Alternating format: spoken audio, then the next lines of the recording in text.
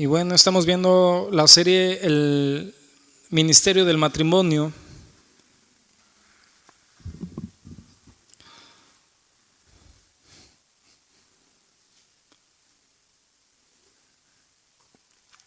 Hemos visto muchas enseñanzas con respecto a la comunicación que debe de haber entre los matrimonios, ¿verdad? Y hablábamos la semana pasada que teníamos que hablar con ¿qué? Con verdad, ¿no? Tenemos que conducirnos con verdad, si no, no iba a ser posible, aún teniendo buenas formas de comunicarnos, no iba a ser posible tener una verdadera comunicación, porque si estamos hablando mentira, pues cómo va a resultar algo bueno de ahí. Y bueno, creo que con respecto a la comunicación, pues ya abarcamos lo principal. Ya de hecho ya no faltan muchas enseñanzas para terminar esta serie. Ya terminando esta comenzaremos otra, y la enseñanza del día de hoy es la armonía en el matrimonio. La armonía en el matrimonio.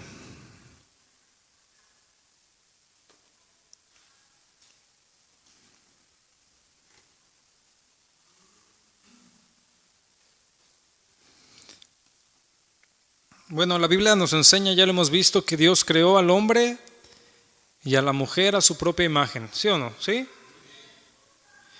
Y que uno no es superior al otro, eso también ya lo entendemos. No hay superioridad como tal. Dios los creó con diferencias muy especiales para que se complementaran el uno hacia el otro, haciendo una unidad perfecta. Es decir, nosotros no entendemos este concepto como hoy lo quieren tal vez enseñar o manifestar, donde ya no hay una identidad de hombre y de mujer, ¿no? Eso es lo que hoy se trata de hacer, ¿no? No, la Biblia nos enseña, y hasta nuestros propios cuerpos nos enseñan, que Dios nos creó con diferencias, aunque somos iguales delante de Dios, no hay superioridad al otro, ¿no? Y son diferencias muy especiales. ¿Por qué? Porque se complementa el hombre y la mujer y hace una unidad perfecta. Dios los creó diferentes para que en el matrimonio la naturaleza del hombre llenara las necesidades de la mujer y viceversa. ¿Sí? Dios los creó diferentes al hombre y a la mujer para que en el matrimonio el hombre llenara las necesidades de la mujer y la esposa de la misma forma de su esposo, en un diseño perfecto. Y eso es algo muy común, ¿no? Lo que el hombre carece, muchas veces a la mujer le sobra, ¿no? Y al revés.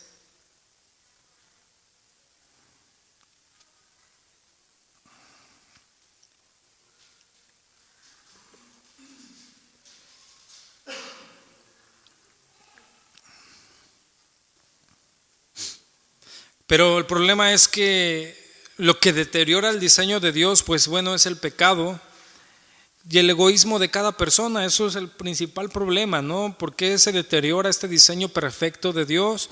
Bueno, por el pecado y por el egoísmo de cada persona. El cual, ¿qué hace esto? El egoísmo, el pecado, bueno, pues les impulsa a dar su prioridad a sus deseos y a no someterse a la voluntad de Dios, ni buscar el bien de su pareja, porque hablábamos en esta serie, decíamos, es el ministerio del matrimonio, que significaba servirle. Cuando está el pecado y cuando hay egoísmo, bueno, pues no empezamos a buscar el bien del otro, sino el nuestro.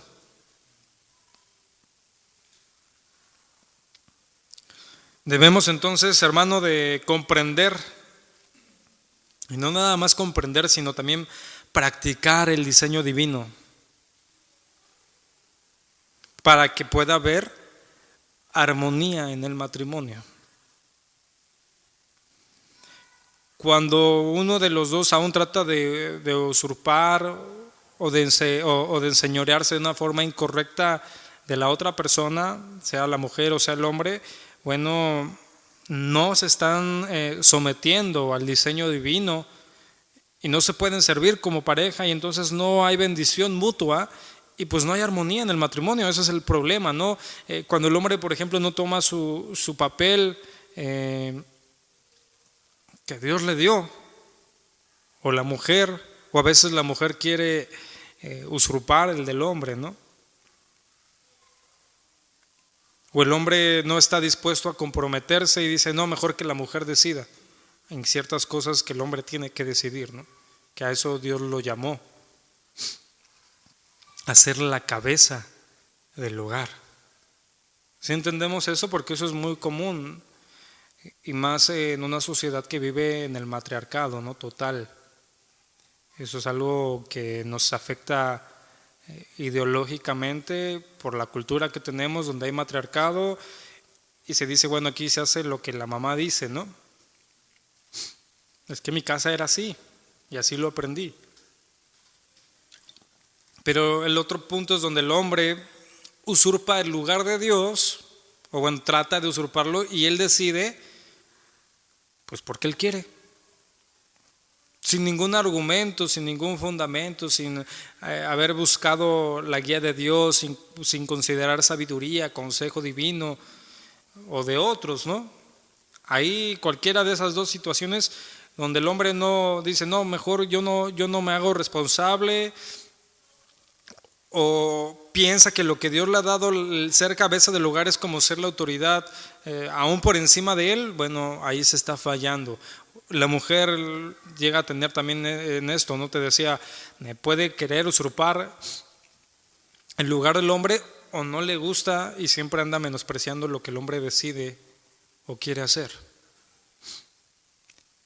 Entonces te decía, solo cuando los matrimonios comprenden y practican el diseño divino de servir a su pareja y de ser bendición mutua, puede haber armonía en el matrimonio. ¿Y quién pues creó en su soberanía las relaciones con las demás personas, sea de amistad, sea de matrimonio, sea entre familia? ¿Quién las creó? Pues Dios, ¿no? Podemos entenderlo así. Dios nos hizo seres sociales. Es algo primordial de nosotros, ¿no? Una persona que se llega a apartar de todo contacto humano, normalmente se empieza a volver loca, ¿no? Empiezan no sé si ha visto ahí la película de Náufrago, donde toma un balón como su amigo porque necesitaba hablar con alguien, el pobre hombre, el señor Wilson, ¿no? Las relaciones con los demás son un aspecto extremadamente satisfactorio a la vida. O sea, es algo bueno el relacionarse. Las escrituras lo llegan a afirmar. Mire el Salmo 133:1. Salmo 133:1.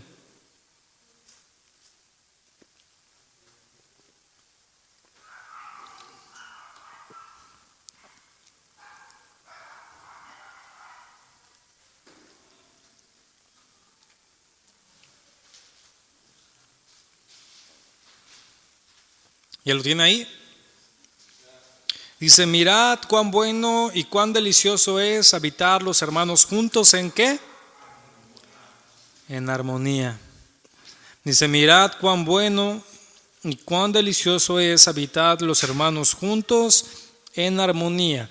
¿Qué significa esta palabra armonía? Unidad. Algo que está unidamente. Unir. ¿Qué es unidad? Todos podemos entenderlo desde muchas perspectivas, ¿no? Todos van hacia el mismo lugar. Imagínense un matrimonio donde uno va hacia un lado y el otro hacia el otro. Llega a pasar mucho, por ejemplo, Uno de ellos quiere desarrollarse profesionalmente y el otro quiere desarrollarse en su familia, ¿no? Uno está más interesado en el trabajo y otro está más interesado tal vez en la familia, en tener hijos. Entonces, pues la mente de uno está de un lado, la mente del otro está del otro, no hay armonía, no hay unidad y pues no va a ser como dice aquí, mirad cuán bueno y cuán delicioso es habitar los hermanos juntos en armonía. Aún se puede entender desde la iglesia, este texto también nos enfoca hacia la iglesia, ¿no? El pueblo de Israel, ¿no? Si todos estaban en un mismo sentir, en armonía, pues todos iban a adorar a Dios, pero si no empezaba con que unos empezaban con la idolatría, y bueno, todos conocemos cuántos problemas sucedieron ahí, ¿no? Una iglesia que está dividida, pues no va a prevalecer tampoco, ¿verdad? Un cuerpo dividido no va a prevalecer. Un matrimonio dividido, donde no hay unidad, donde no está unidamente, donde no hay armonía, donde no están unidos, pues ¿cómo habrá bendición ahí? ¿Podrá ser? No.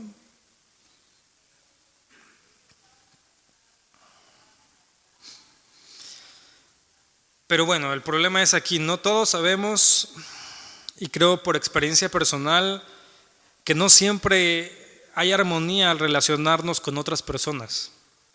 ¿Usted lo ha experimentado? Todos creo, ¿no?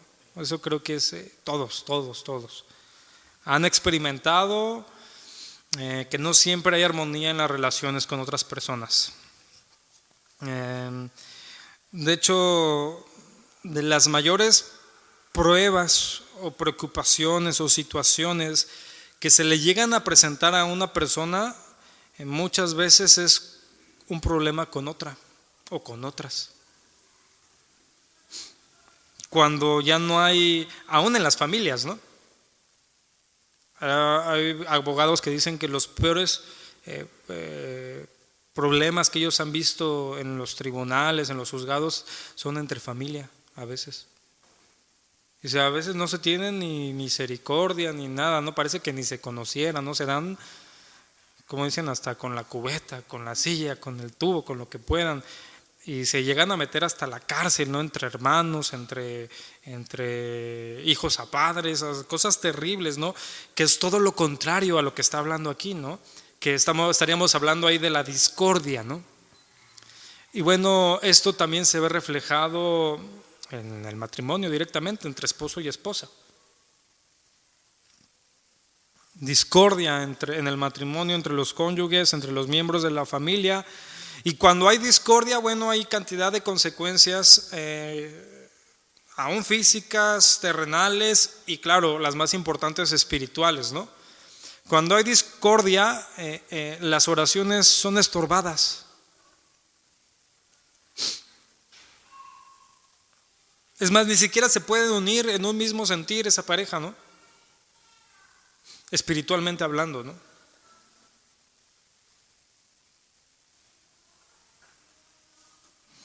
Entonces, ¿cuál es la conclusión de este punto? ¿No? Hay que aprender cómo resolver desacuerdos familiares. Aprender cómo resolver los desacuerdos que haya.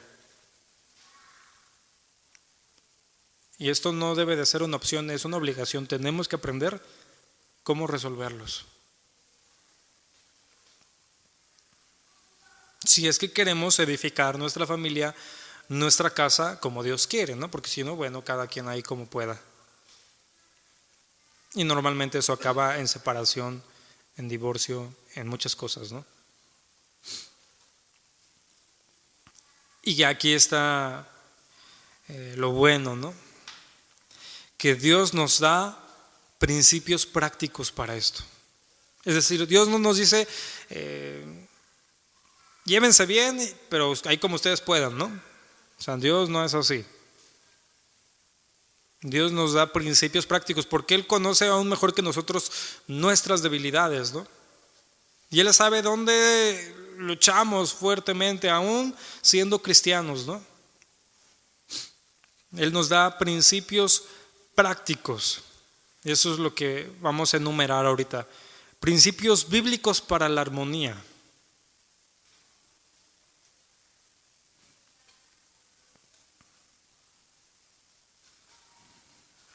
principios bíblicos para la armonía.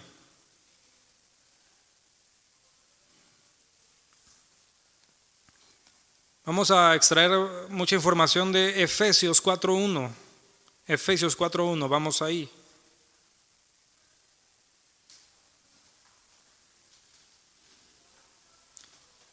Efesios 4:1.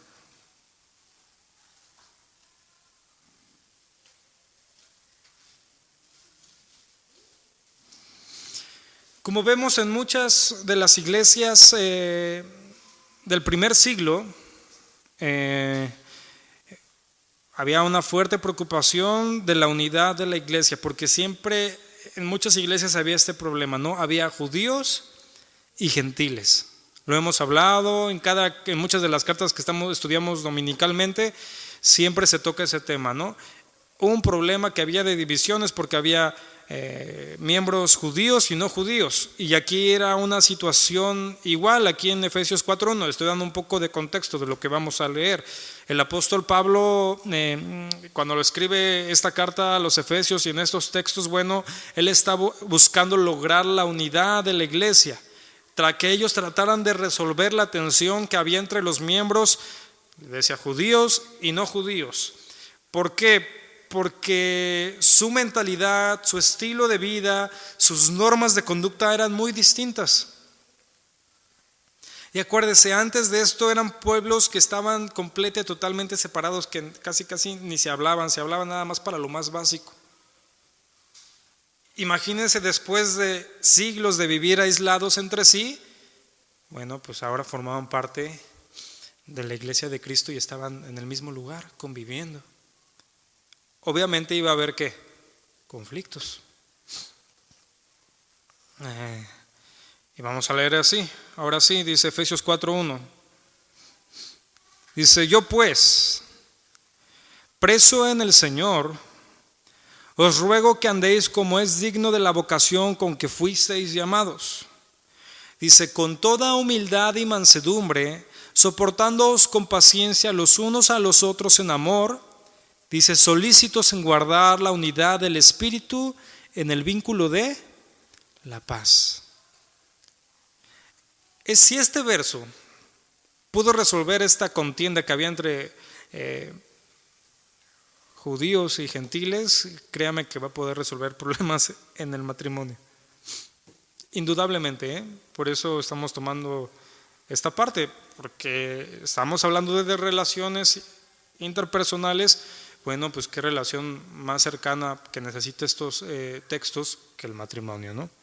Digo, si esto pudo haber ayudado a una situación donde había diferente pensamiento, diferentes formas culturales, diferente todo, o sea, eran completamente y totalmente diferentes, y aquellos que lo atendieron pudo resolver sus problemas que había, bueno, a nosotros nos va a beneficiar grandemente.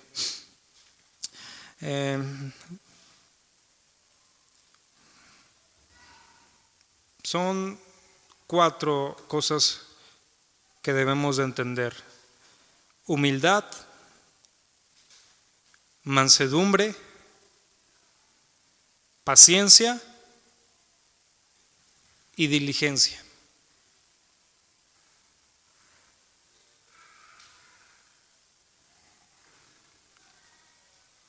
Sí, si pudiéramos decirlo, esto es la receta para la armonía en el matrimonio. ¿Y por qué lo podemos decir? Porque esto no se puede simular, ¿verdad? O sea, no es como en otras enseñanzas que sigue estos 5 puntos, no, esto no se puede simular. La humildad no se puede simular, la mansedumbre, ni la paciencia, ni la diligencia. O se es o no se es. Vamos a extraer entonces un poco más de esto. Les decía el apóstol Pablo aquí a los Efesios, le decía: pues yo pues, preso en el Señor, dice, les ruego que andéis como es digno de la vocación con que fuisteis llamados. Cuando les dice que les ruega, es una exhortación, los está animando, los está invitando, los está amonestando a algunos. También habla de exigencia esta palabra, es decir, a cada uno, cuando les dijo esto, les dijo: a ti que no lo estés haciendo, hazlo. Tú que lo estabas haciendo y lo dejaste de hacer, persiste, ¿no? Entonces los estaba invitando, exhortando, amonestando, animando, y algunos que estaban en desacuerdo les estaba exigiendo. Por eso les dice: les ruego que anden como es digno de la vocación con la que fueron llamados. Este andar, bueno, habla de la forma de vivir, no habla de una forma de simulación, sino que vivan. Les exhorto, les aliento, les invito a que vivan. Dice, ¿cómo qué? Como es digno. Y este digno es habla de apropiado, algo que es apropiadamente.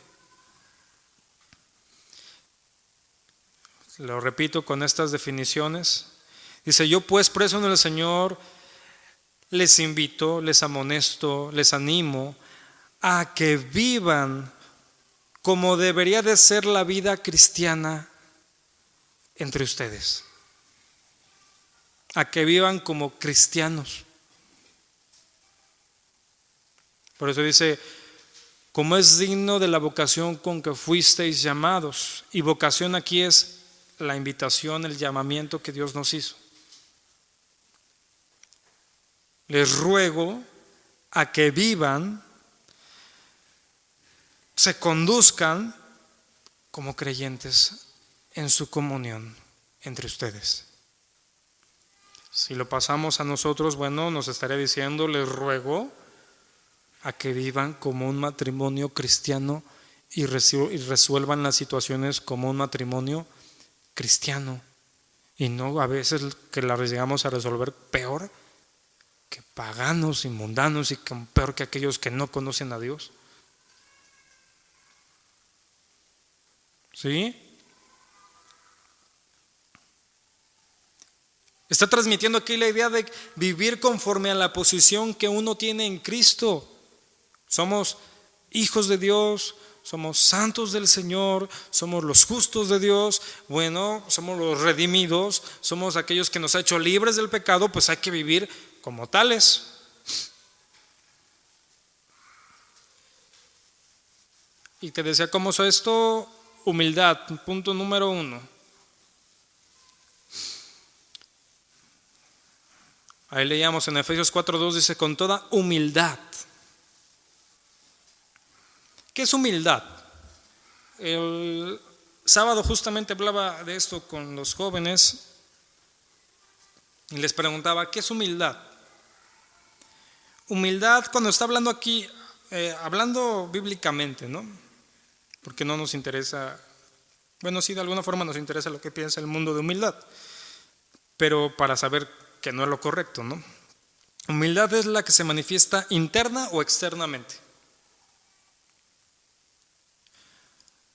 Es decir, se nos ha enseñado que una persona humilde es ahí la persona sin hogar, que anda ahí caminando con el pantalón roto, tal vez con un zapato sí y otro no, todo despeinado, sucio, y decimos: esa es una persona humilde, ¿no?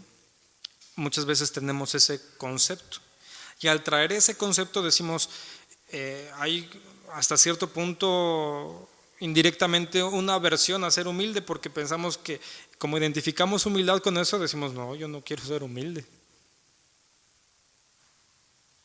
Cuando la Biblia aquí nos está hablando, cuando dice con toda humildad, esta palabra humildad habla de una humillación de mente. Humillación de mente.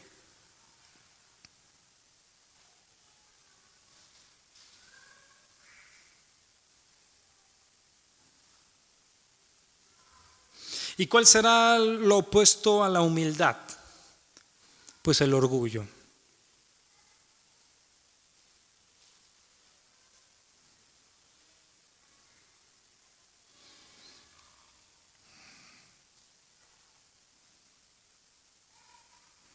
O sea, la humildad se ve más en el interior que en el exterior. Eso debemos de entenderlo, ¿no?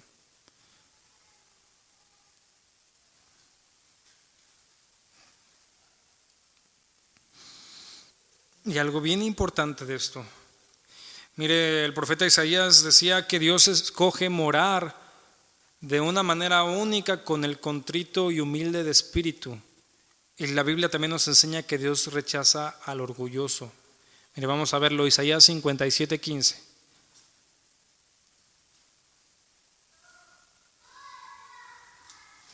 Isaías 57:15.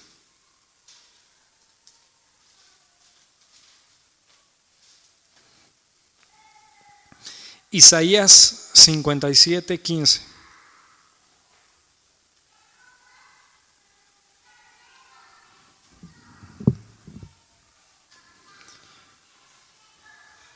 Dice ahí, porque así dijo el alto y sublime, el que habita a la eternidad y cuyo nombre es el Santo: yo habito en la altura y en la santidad y con el quebrantado y humilde de espíritu, para hacer vivir el espíritu de los humildes y para vivificar el corazón de los quebrantados. Dice, yo habito en la altura y la santidad, ¿y con quién? Y con el quebrantado y humilde de espíritu, para hacer vivir el espíritu de los humildes y para vivificar el corazón de los quebrantados. El Nuevo Testamento también es claro al afirmar que Dios resiste a los soberbios y da gracia a los humildes. Vamos a verlo, 1 de Pedro 5:5.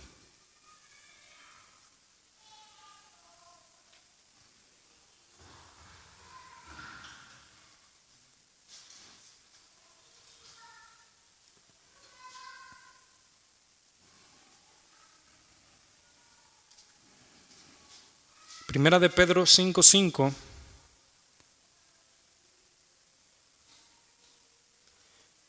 Ahí específicamente, bueno, está hablando los jóvenes, pero entendemos que el principio de humildad es para todos, ¿no? Pero lo habla específicamente porque el joven tiende a ser un poco soberbio. Y por eso se lo dice al que más le duele esto, ¿no? Primera de Pedro 5:5 dice, igualmente jóvenes, estad sujetos a los ancianos y todos, sumisos unos a otros, revestidos de humildad, porque dice, Dios resiste a los soberbios y da gracia a los humildes. También muchas veces nuestro Señor Jesucristo declaró, cualquiera que se enaltece será humillado y el que se humilla será enaltecido.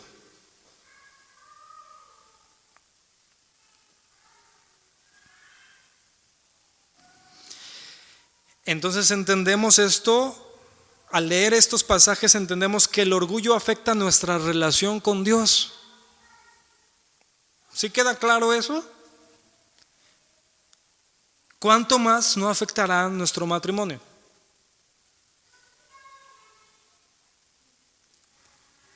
Pues el doble o el triple, ¿no? Dice, Dios resiste a los soberbios y da gracia a los humildes. Es muy claro entender que el orgullo afecta nuestra relación con Dios y claramente va a afectar nuestra relación matrimonial si hay orgullo en alguno de nosotros.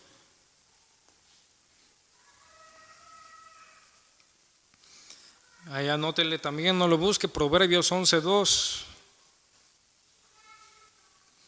Ahí dice en Proverbios 11:2, cuando viene la soberbia, viene también la deshonra, mas con los humildes está la sabiduría.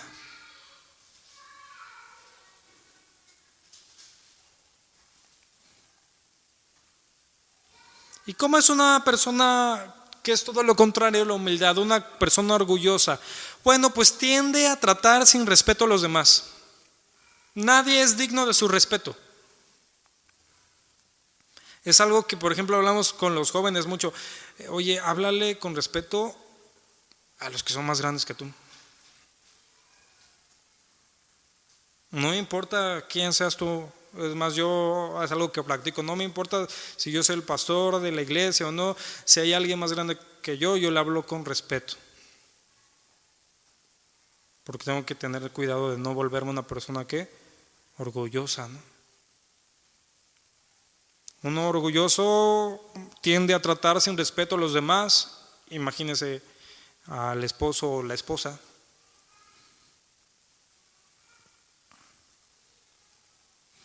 Y normalmente cuando es claramente manifiesta una persona orgullosa, ¿cómo tiende a ser la actitud de las otras personas? Pues de rechazo, ¿no? ¿Por qué? Porque una persona orgullosa siempre va a buscar su propio honor. Porque siempre va a considerar, siempre va a pensar que él está lleno de sabiduría y nadie más está a su nivel de sabiduría.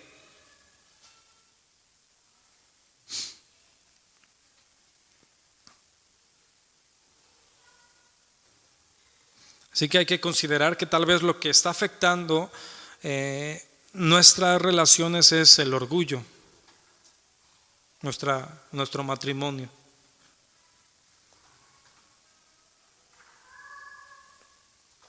Mire, una característica del humilde es que mira primero la viga de su propio ojo, pero los orgullosos siempre son prontos para echar culpa a los otros.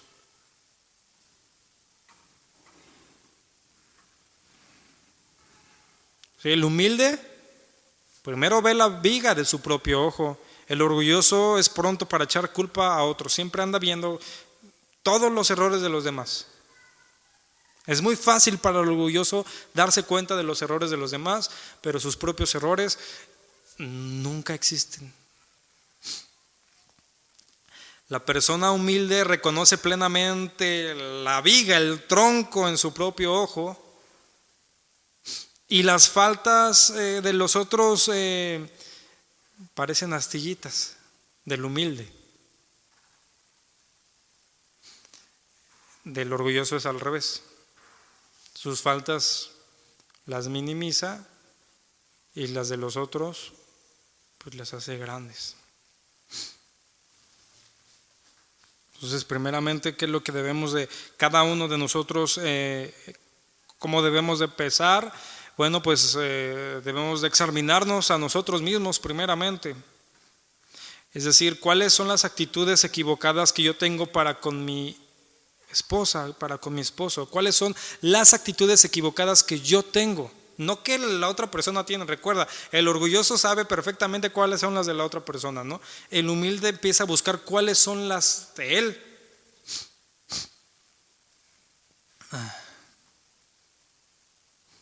Es decir, la humildad, hermano, te va a dar poder. La humildad te va a dar poder para aceptar la responsabilidad de tus propios errores sin echar la culpa a otros.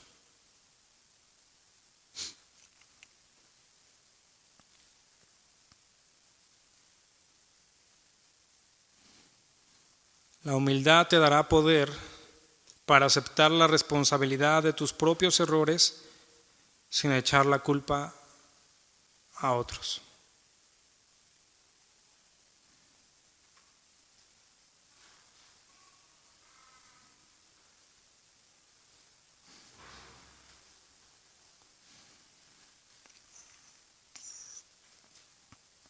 Ahí le dejo un ejemplo para que lo busque, Lucas 15:21. Ahí habla del hijo pródigo. Él cuando regresa ya con humildad. Y cuando regresa a la casa de su padre le dice: Padre, he pecado contra el cielo y contra ti, ya no soy digno de ser llamado tu hijo. Ahí demostró humildad. Le dije busque, bueno, no busque, sino anótelo, Lucas 15:21. Es decir, llegó un momento en esta historia donde el hijo ya no se justificaba de lo que había hecho, sino por el contrario, en humildad asumió toda la responsabilidad de sus actitudes y de sus acciones.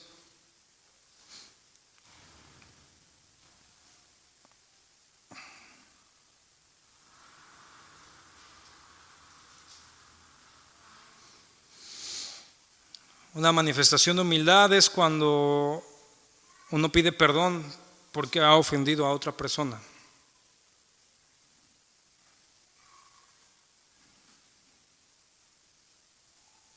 Y cuando uno ofende a otra persona se le pide perdón, no se le pide disculpas.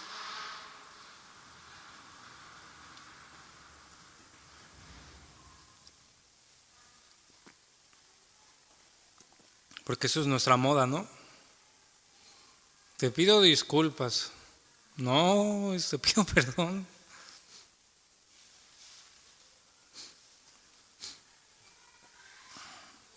Es algo que pasa en muchas consejerías, frecuentemente en las consejerías de matrimonios. Cuando hay problemas, siempre se escucha a los cónyuges acusar el uno al otro. Y pasa muy frecuente esto.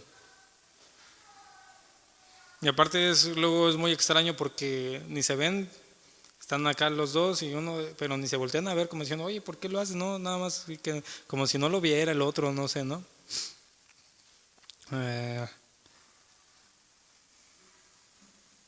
Hay un ejemplo, una persona decía que en 20 años nunca había escuchado a la otra pedir perdón. Y cuando el ministro le preguntó si era verdad, lo que la otra persona respondió es, no se pide perdón a menos de que se haya hecho algo malo.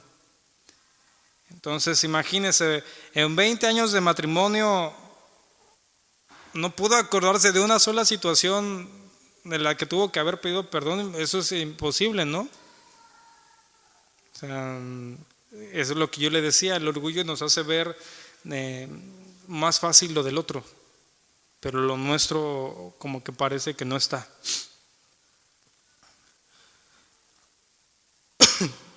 Siguiente punto, mansedumbre.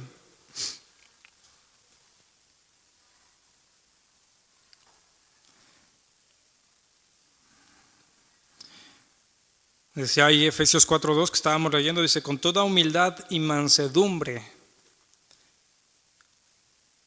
¿Qué es mansedumbre? Gentileza.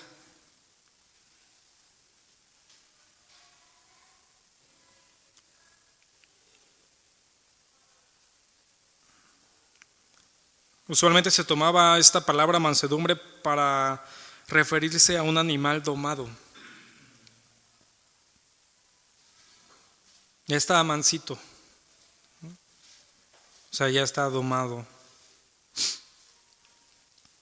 Y si aplicamos esto a las relaciones interpersonales, bueno, en ocasiones las personas faltas de mansedumbre llegan a ser como animales salvajes, ¿no? Como esos perros de la calle que aún los quieren ayudar y los tratan de agarrar. Yo he visto esos videos y no se dejan, ¿no? Y oye, pero está ahí medio muerto el pobre perro, lo quieren ayudar y a veces así son las personas, ni siquiera para dejarse ayudar cuando yo estoy en una situación, ¿no? A veces pues llegamos a ser así, ¿no? Cuando no hay mansedumbre. ¿Y por qué primeramente se utiliza, o sea, con humildad y mansedumbre? Porque si hay humildad, la consecuencia de esa humildad va a ser una persona con mansedumbre, gentil.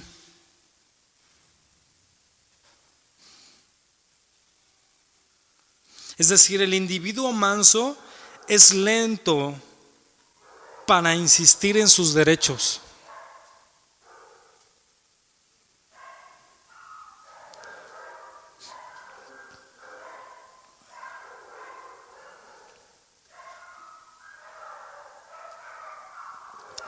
Ve cómo en el mundo no hay mansedumbre, ¿no? O sea, en el pensamiento del mundo es, si te la hacen, que te la paguen, ¿eh? No te dejes. ¿Sí o no? Siempre te van a decir eso. Si alguien te hace, ay, ¿qué te pasa? No seas, ya sabe qué le dicen, ¿no? No te dejes. Exige tus derechos.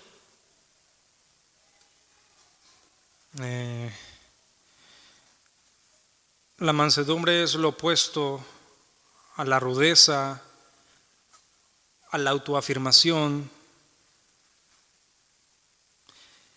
Esta palabra está sugiere a que se tienen las emociones bajo control, pero nunca sugiere una debilidad, ¿eh? O sea, eso es lo que el mundo piensa, pero dentro de Dios la mansedumbre no sugiere debilidad. Pero si pudiéramos definirlo mejor es cuando tienes tus emociones bajo control. el que siempre te doy, no vas en el carro y se te cierran y todavía te gritan a ti cuando el otro se equivocó y te dice de cosas y tú estás, ¿no? ¿Te la quieres regresar? O no sé, no. Si tú eres una persona con mansedumbre, aunque sientes un enojo que tal vez sea justificado, tienes tus emociones bajo control.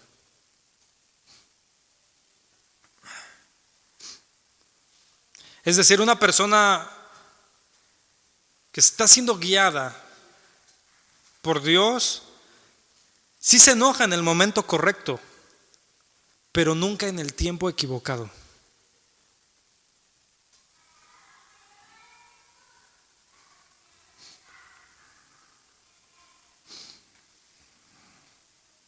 Un ejemplo que te doy, mira, Moisés fue conocido como el hombre más manso de todos los hombres. Mírelo en Números 12:3. Números 12:3.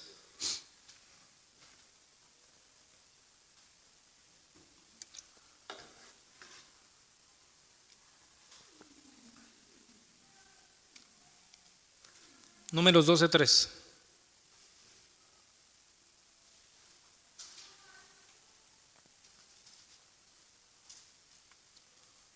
Dice, sí, ya lo encontraron, ¿verdad? Sí.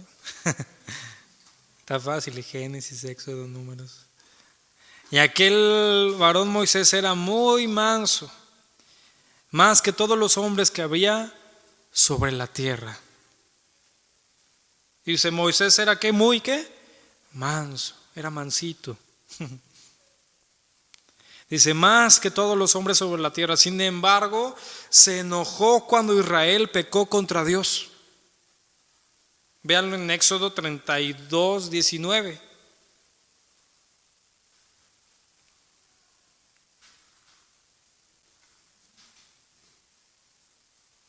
Porque eso es algo que hay que entender, hermanos. El enojo y el molestarse a veces no es pecado, porque a veces creen los cristianos que el cristiano no se enoja. ¿Y eso de dónde lo sacaron? Pero aún en ese enojo, bueno, tiene control de lo que está haciendo, ¿no? A veces, como en estos dos ejemplos que le voy a dar, pues es necesario que se manifieste.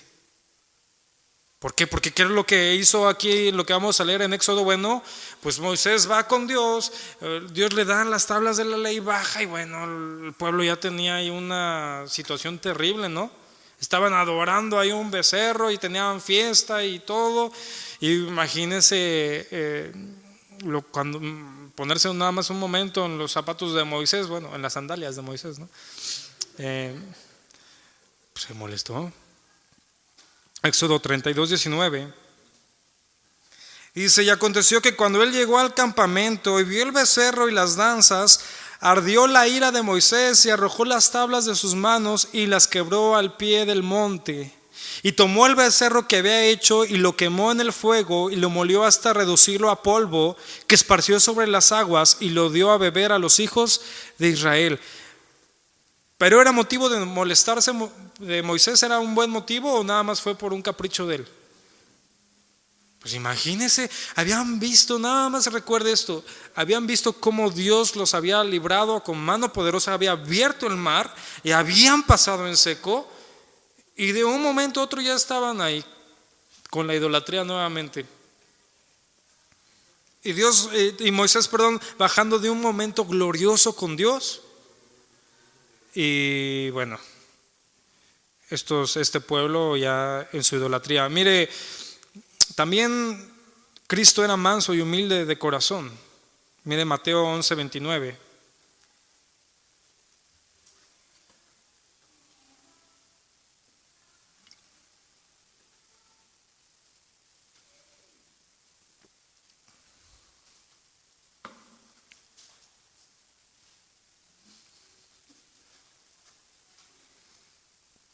Mateo 11:29.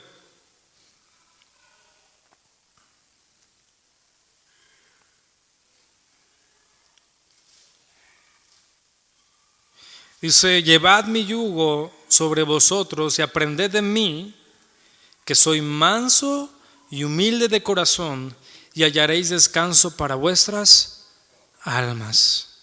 Aquí esta palabra manso es apacible, pacífico, gentil. Pero hay una manifestación también cuando se enojó nuestro Señor con algunos judíos que estaban usando el templo como cueva de ladrones. Véalo en Mateo 21:12.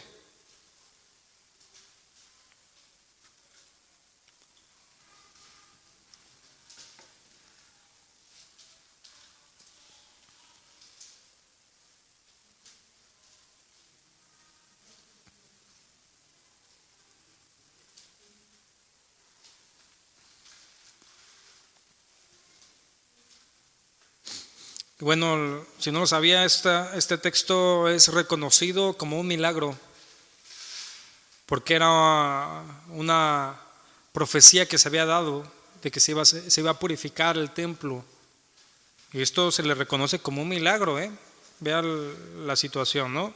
Dice Mateo 21:12, y entró Jesús en el templo de Dios, y echó fuera a todos los que venían y compraban en el templo, y volcó las mesas de los cambistas y las sillas de los que vendían palomas, y les dijo, escrito está, mi casa, casa de oración será llamada, mas vosotros la habéis hecho cueva de ladrones.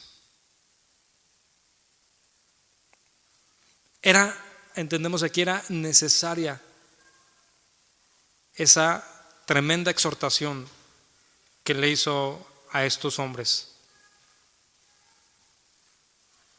Pero no pecó, no perdió el control.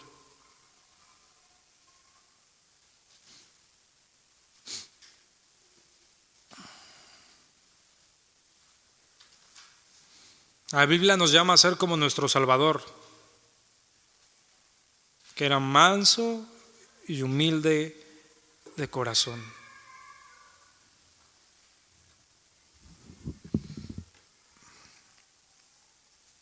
Mire, la ausencia de mansedumbre llevará a desacuerdos y a conflictos.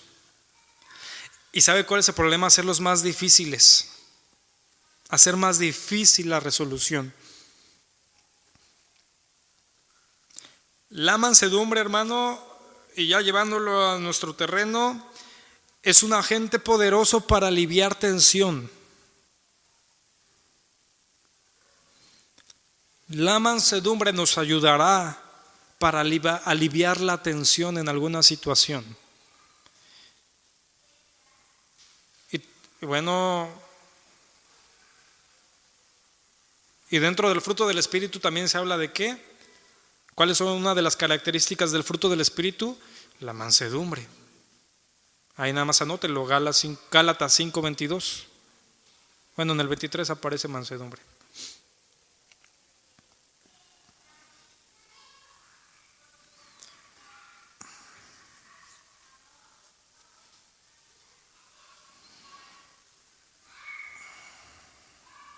Siguiente, la paciencia. Paciencia.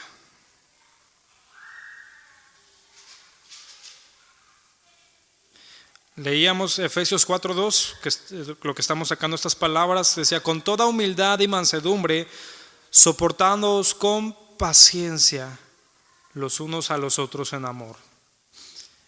Bueno, una palabra antes decía que nos soportemos. Esta palabra significa sostenerse uno mismo en contra de, aguantar. ¿Sí? También vea lo que significa soportándoos: padecer, sufrir, tolerar.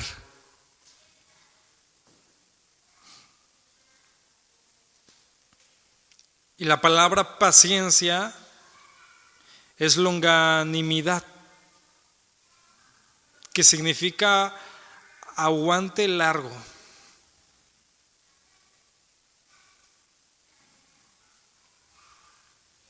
Hay que juntar estas dos palabras para tener una mejor definición, ¿no?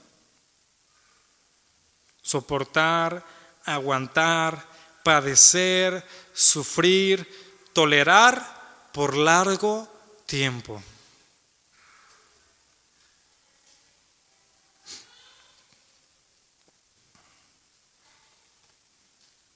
Sí, sufrir con paciencia aún las injusticias, las penas. Y bueno, según la Biblia, la paciencia es una cualidad en el carácter de todo cristiano.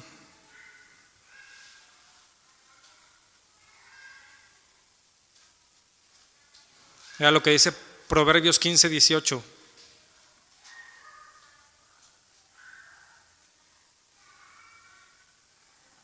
Proverbios 15:18.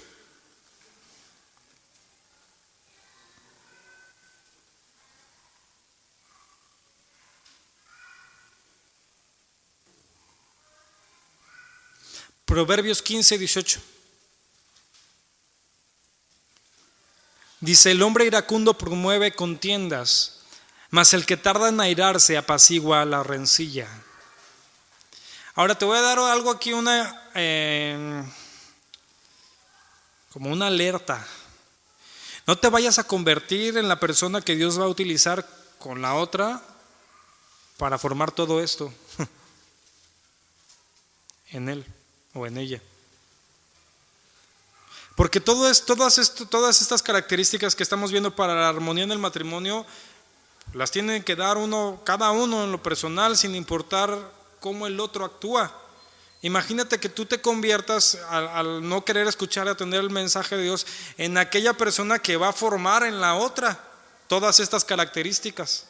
¿Cómo? Pues siendo todo lo contrario, ¿no? Porque tenemos que ser pacientes, humildes, sin importar lo que suceda o lo que esté actuando el otro. Entonces ten cuidado de no convertirte en aquel que va a forjar todas estas cualidades en el otro, sino mejor apóyense y ayúdense para que los dos crezcan en ellas. Sí, no sé si me hayan entendido.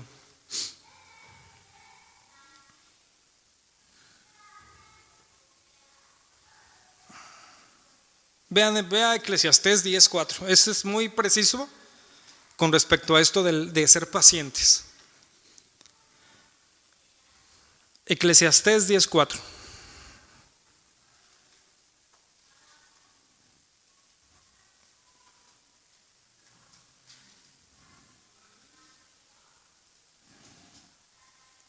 Eclesiastés 10:4.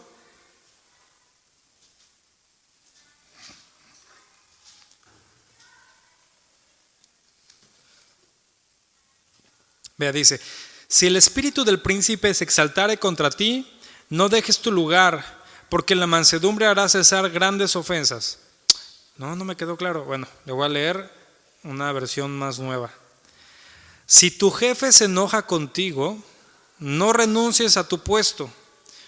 Un espíritu sereno puede superar grandes errores. Sereno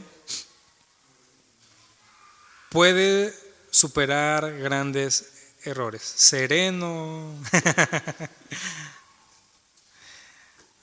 Si tu jefe se enoja contigo, no renuncies a tu puesto. Un espíritu sereno, y estamos hablando del mismo punto, puede superar grandes errores. Paciencia. Dice, ese no me gusta, ¿no? Digo, ¿cómo es posible que hoy, por situaciones que se dan en todas las iglesias, las personas salgan de la iglesia porque se molestaron con alguien, porque hubo una situación? No, ya me voy. Y he visto algunos que dicen, y si algo no me gusta, ni doy las gracias, ni a Dios digo, ¿no? Y digo, eso no es de cristianos. La verdad, o sea, ¿cómo podemos actuar y vivir de esa forma, no? Si tu jefe se enoja contigo, no renuncies a tu puesto. Un espíritu sereno, porque se me cuatrapea esa palabra, puede superar grandes errores. Un hombre, una mujer de Dios llenos del Espíritu Santo, cuando son atacados, no se irritan de inmediato.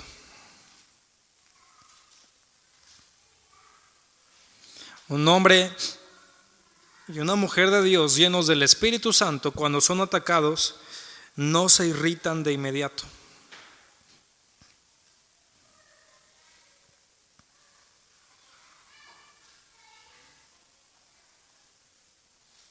Es decir, el verdadero cristiano no regresa mal por mal.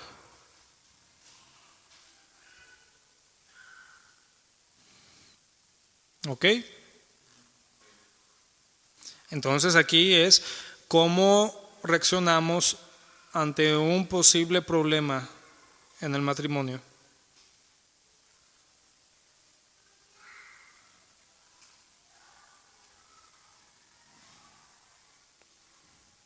¿Cómo reaccionamos?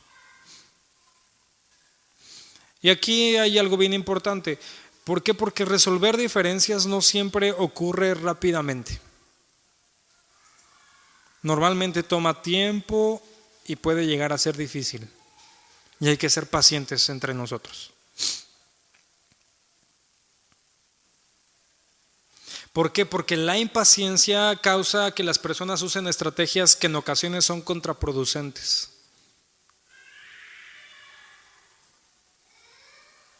O puede haber otras estrategias usadas para evitar conflictos en el hogar. De una manera momentánea, claro está, ¿no?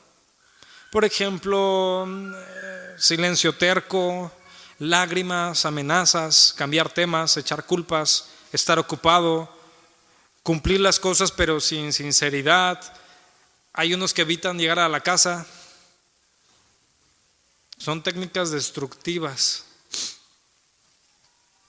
que estorban la resolución de conflictos familiares.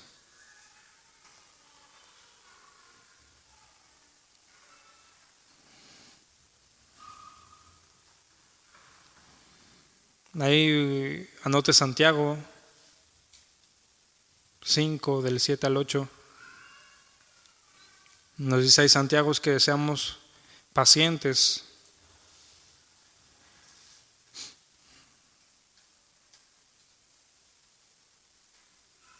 Y el último punto es diligencia. Diligencia. ¿Cómo hace falta esto en el carácter de muchos? Mire, Efesios 4:3, que es lo que estábamos leyendo, dice: solícitos en guardar la unidad del Espíritu en el vínculo de la paz. Aquí la palabra importante es solícito, que significa hacer esfuerzo.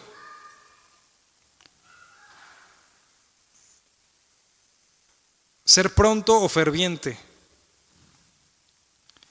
Apresurarse a hacer algo. Procurar con diligencia. Usar velocidad para hacer algo. Ser solícito. Hacer esfuerzo. Ser pronto y ferviente. Apresurarse a hacer algo, procurar con diligencia. Pero ¿qué nos está diciendo? Que nos esforcemos, que lo hagamos rápido, ser ferviente, con intención, para que me entienda. ¿En qué? En guardar la unidad.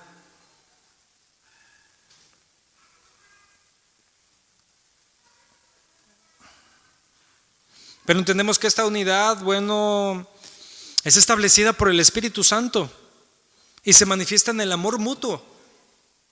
Y nosotros debemos de ser ¿qué? Solícitos en guardarla.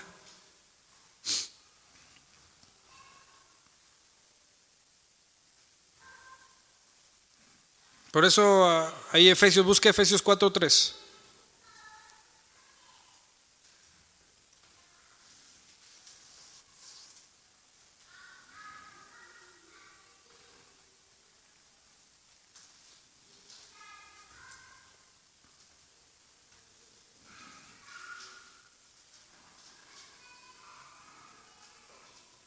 Le voy a leer una versión más actual. Efesios 4:3 dice: hagan todo lo posible por mantenerse unidos en el Espíritu y enlazados mediante la paz. Dice: hagan todo lo posible. ¿Con qué? Con solicitud.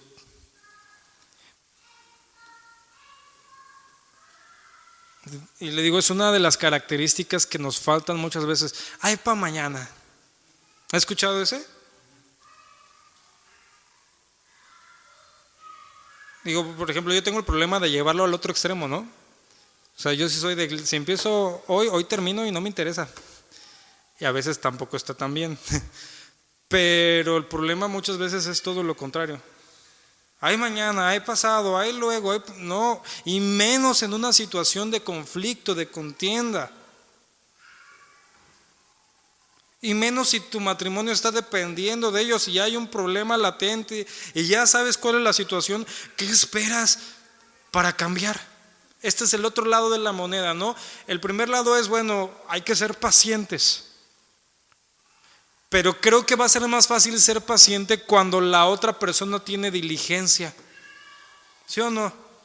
En cualquier aspecto, en cualquier situación, si tú ves que aún tus hijos o cualquier situación, la otra persona está mostrando diligencias, ¿por qué? Porque piensas, pues le interesa, le importa, lo está haciendo. Pero si no somos solícitos en guardar esa unidad, ¿quién la va a guardar? Ese es el punto, o sea, nadie puede venir a guardar la unidad de su matrimonio que los que conforman el matrimonio. Eso es algo que, por ejemplo, siempre les decimos a los hermanos, yo no, por ejemplo, yo como pastor, yo no puedo cambiar su matrimonio. No puedo, aunque yo quisiera, no se puede, no puedo, yo no tengo esa capacidad. Pero Dios y ustedes obedientes, sí se puede. Solícitos en guardar la unidad. Dice, hagan todo lo posible por mantenerse unidos.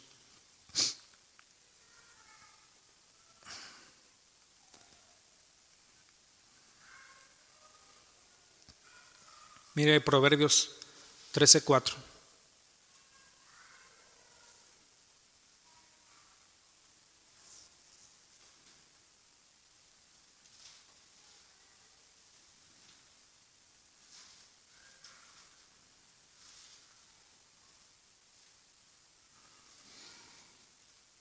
Proverbios 13:4. Dice, el alma del perezoso desea y nada alcanza, mas el alma de los diligentes será prosperada. Se debe de tener voluntad de hacer todo esfuerzo y entregarlo todo. Se debe de tener diligencia y dedicación para tener armonía en el matrimonio.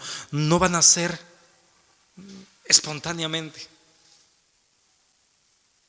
Si tú llegas a decir no me gusta mi hogar, tienes la situación de que no te gusta tu hogar, pero tienes la oportunidad de que tú lo puedes cambiar.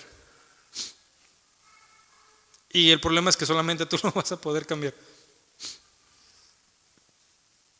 Pero recuerda, el alma perezosa desea y nada alcanza, mas el alma de los diligentes será prosperada.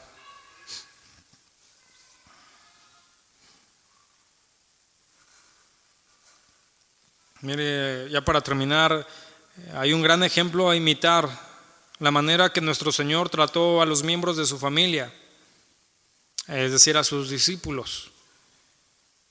Jesús, cuando estuvo en esta tierra, estaba totalmente consciente, porque recordemos, Él conocía aún los pensamientos de sus discípulos, conocía perfectamente todos sus pensamientos y conoce también nuestros pensamientos y acciones pecaminosas. Y Él podía haberlos regañado continuamente, pero Él lo hizo cuidadosamente, escogió aún el tiempo de llamarle la atención a cada uno y estuvo ahí constantemente hasta formar carácter en ellos. Así debe de ser esto. Primera de Pedro 4:8.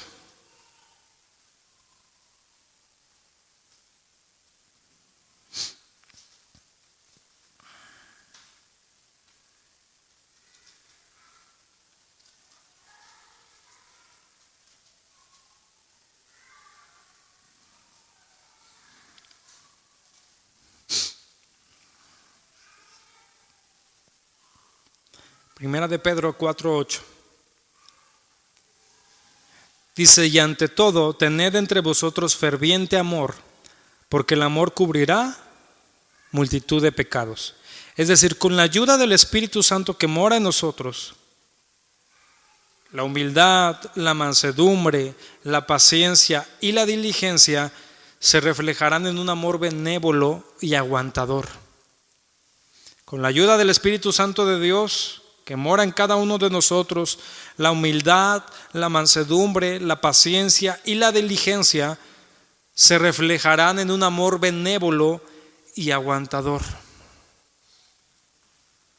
que se podrá expresar de una forma continua e incondicional en el matrimonio.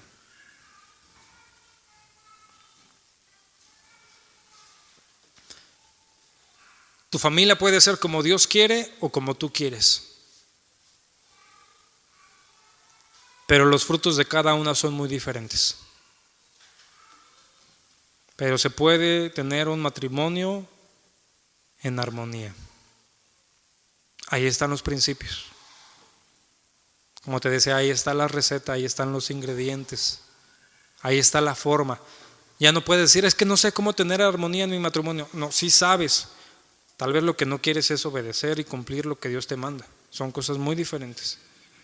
Pero hoy por lo menos ustedes saben perfectamente cómo poder tener armonía en el matrimonio. Pero te decía, esto no es así como algo que se compra en la tienda, ¿verdad? No puedes comprar humildad, ni mansedumbre, ni paciencia, ¿no? Tienes que dedicarte y trabajar en ello, confiando en Dios y pidiéndole ayuda a Él. Te damos gracias, Señor, nos ponemos en tus manos. Gracias por tu palabra, Señor. Te pedimos que tú nos guíes y tú nos ayudes a cada uno de nosotros. Pues todos queremos tu bendición, Señor, pero debemos de entender que debemos de actuar y vivir conforme a tu voluntad para recibir tus bendiciones.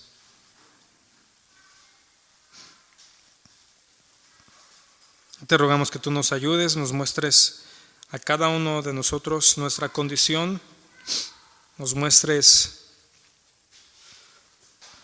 qué es lo que tenemos que mejorar, qué es lo que tenemos que cambiar y que nos ayudes tú, Señor. Te lo pedimos en el nombre de nuestro Señor Jesús. Amén.